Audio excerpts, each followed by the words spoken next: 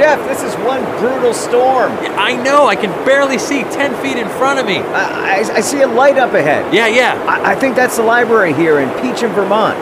Let's get inside and get out of the storm. This hasn't been much of a winter so far, but this storm really makes up for it. Yeah, it does. I'm just glad there's a place we can go to get out of this horrible weather. Well, there was a time not that long ago when getting caught in a storm like this could mean your life. Now, some winter storms become legendary because sometimes these storms can kill.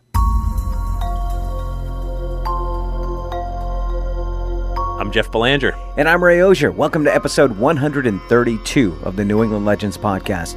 If you give us about 10 minutes, we'll give you something strange to talk about today. Thank you so much for coming along as we chronicle every legend in New England, one story at a time. And if you enjoy our show, please subscribe because it's free. You can find us anywhere you get your podcasts. Also, tell a friend or two about us. That really goes a long way in helping us grow the show and find more stories because we get so many great leads from you guys. Now, if you're ready to take the next step, please consider becoming one of our Patreon patrons. Yes, please do. For just $3 per month, that's less than one fancy coffee, you get early access to new episodes, plus bonus episodes that no one else gets to hear. Head on over to patreon.com/New England Legends to sign up. Ray, I know you're a fellow lifelong New Englander. I am. What's the first thing people do when they hear there's a big snowstorm coming in the weather forecast? Oh, I know this one. Okay. We all race to the grocery store to buy bread and milk. Correct. Now, remember that blizzard we had back in 2015? Oh, absolutely. We got just shy of 3 feet of snow in that one. Yeah. Everything was shut down. And how long did it take for you to be able to get out and about again? Well, I'm pretty sure by the following day, all the streets were plowed. Yeah. And I could get out to the grocery stores and things like that. Right. And that storm eclipsed the infamous Boston blizzard of 78. Well, I get your point. Do we really need a bunch of bread and milk to survive one single day shut in? Yeah, right. Now, today we don't need to stock up. I mean, chances are there's some kind of food in your house that'll get you through a day or two. Of course. But still, old habits die hard. Now, our grandparents, they no doubt grew up on stories of people getting snowed in and even starving to death during bad winter storms. It can be tough for us to relate to those times with our modern Doppler radar to warn us days in advance and efficient snowplows clearing every street in town.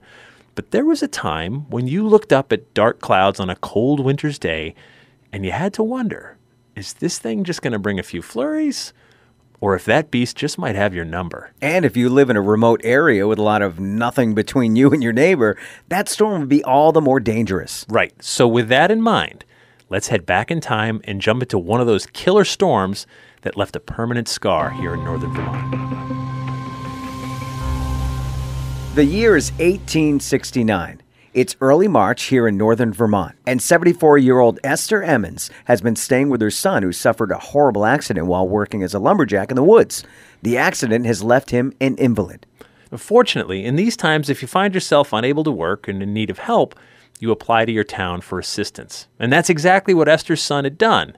Now, no one in town doubted that Mr. Emmons did indeed need the help. He's no freeloader looking for a handout. Still, town officials are concerned that though Mr. Emmons may not be a freeloader, they think old Esther might be because she has no other home. Oh, got it. They're willing to give him money and support, but on the condition that Esther leaves. Now, Esther sees no other way to get her son the help, so she sends for her daughter, 35-year-old Mary David, who brings along her 8-year-old son Willie to help Esther carry her things on a 20-mile walk to Peacham, Vermont. Mary, she works for a wealthy farmer in Peacham, so Esther should be able to stay with her and help around the house. On March 4th, on a cold, crisp, but clear late winter morning, Esther says goodbye to her son. And Esther, her daughter Mary, and young grandson Willie start off for Peacham. Okay, time for a little math here.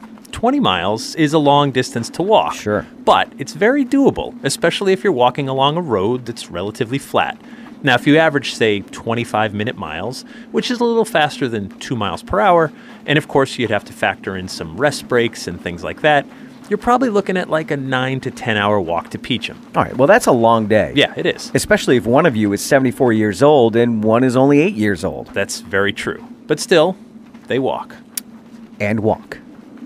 And walk. Now, as the hours and miles start peeling away, they can't help but noticing the crisp, clear morning is giving way to some clouds by early afternoon. Clouds that are getting darker by the minute. And then, some snow flurries move in. But these flurries soon give way to a steady snow, and now the wind is picking up. But there's no turning back at this point. I mean, they figure they're closer to their destination than they are to Esther's son's house. So they press on, with Esther leading the way, with young Willie trying to keep up with his grandmother. Esther, she's seen enough Vermont snowstorms to know these things aren't to be trifled with. If they can pick up the pace, all the better.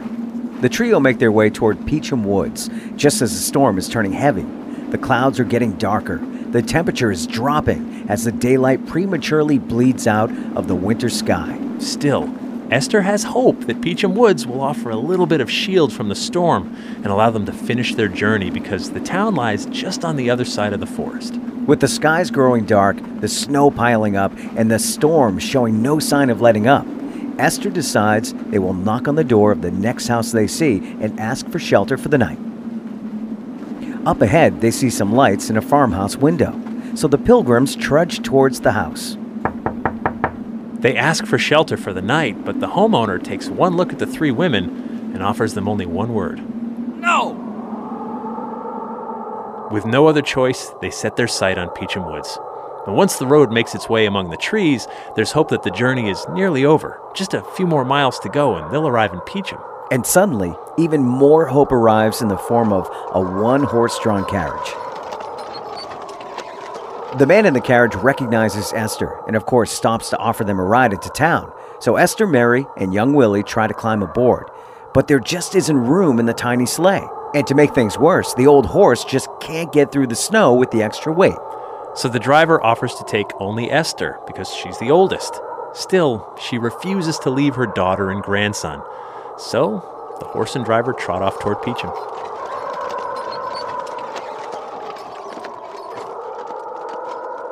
And the three keep walking. At this point, they are exhausted, and the storm is clearly not passing through. It's getting worse, and they're hungry. They're numb from cold and shivering. But no one is worse off than Esther. Mary and Willie do their best to support her while they walk through the fierce storm. Still, Esther figures the next house they encounter will have no choice but to offer them shelter for the night. The three emerge from Peacham Woods to a large open field, but the snow is growing deep, slowing them further, and there's very little daylight left. And that's when they spot the Stewart farm in the distance. The three make their way to the farm and pound on the door. But Mr. Stewart will have none of this. He tells them he's not taking anyone in. Esther begs for some space in the barn, but he hears none of their pleas for help. He points them on the way. Left with no choice, they trudge again through the deepening snow. Esther Emmons didn't make it 74 years in Vermont by accident. She'll see her family through this. But as daylight gives way to horrible darkness, and with visibility so low, Esther slips and falls into the snow. Now, Mary and Willie, they lift her back to her feet, but each step is more difficult than the one just before it. And soon, Esther falls again. She's mumbling something, but they can't make out the words. Mary and Willie stay by Esther's side, not sure what to do. But one thing is clear. Without some shelter soon, their lives are in serious danger. Mary decides their only hope is for she and Willie to leave Esther where she is and go find help. It's now night. The wind and snow are whipping at their faces. The snow stings their eyes to the point they can only squint. Mary is so weak, so cold, and so hungry. She wanders off the road, hoping to find any kind of shelter. But then somewhere up ahead, she sees a light in a window, or she thinks it's a light. It's so hard to tell. And she falls. She yells out for help among the howling snow. Willie crawls in the direction his mother points him toward, and soon he's out of her sight.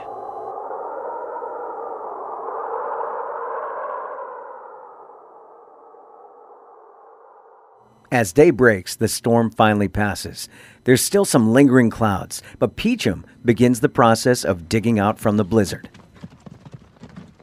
Some men are plowing the snow on the road with their horse-drawn plow when they spot a bright-colored fabric on the edge of the plow. They stop the plow to take a closer look, only to discover something awful. They had been dragging the body of Esther Emmons for some distance. And Mary? She was right. She did see a house in the distance. It belonged to the Kimball family. They discover the body of young Willie frozen solid just 30 feet from their house the following morning, and his mother's body is found about 100 feet further out. The 3 bodies are taken to the basement of a Peacham church where they're prepared for burial. The entire town shows up for the service. The entire town except for Mr. Stewart, who was the last to turn them away. And that brings us back to today. Oh, Jeff, this is such a heartbreaking story. Yeah, it really is. The story made the rounds in the newspapers back in March of 1869. It also appears in Louis Lamoureux's 1971 book, Mysterious New England. And here we are still talking about it. And I get why we're still talking about it. I mean, this event still haunts us. Yeah, for sure. We keep talking about it in hopes of reminding, even if we're just reminding ourselves, never to let this happen again. We have a natural distrust of strangers. I get that. But sometimes the kindness of a stranger is all that stands between us and death. Sometimes it feels like a moral obligation to help someone out if you're ever in a position to do so, because you never know when you'll be the person needing the help. Clearly, though, the biggest villain in this event, Mr. Stewart. Right. He was the last man to see the trio alive, and the last person who could have saved their lives, even by offering them some space in the barn. Yeah, but maybe something happened to kind of make things right. According to a local Peacham legend, that event never stopped haunting Mr. Stewart. And they say when he was on his deathbed one midsummer's night, he appeared to be reliving that horrible winter night of 1869 when he condemned 3 wayward travelers to death. They say his body shook and quaked like he himself was freezing to death. And when he did pass, even though it was a hot summer's day, they say his body immediately turned ice cold.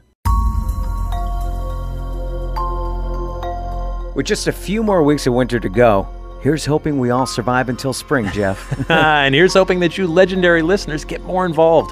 We love when you share your own local stories with us, when you reach out to us on social media, or when you call or text our legend line anytime at 617-444-9683.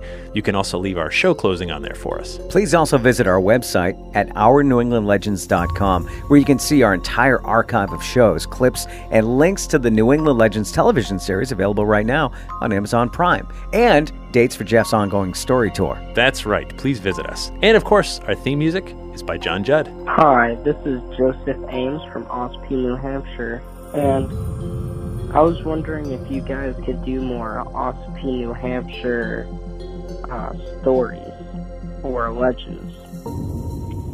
Anyways, thanks if you do, and just remember, the bazaar is closer than you think.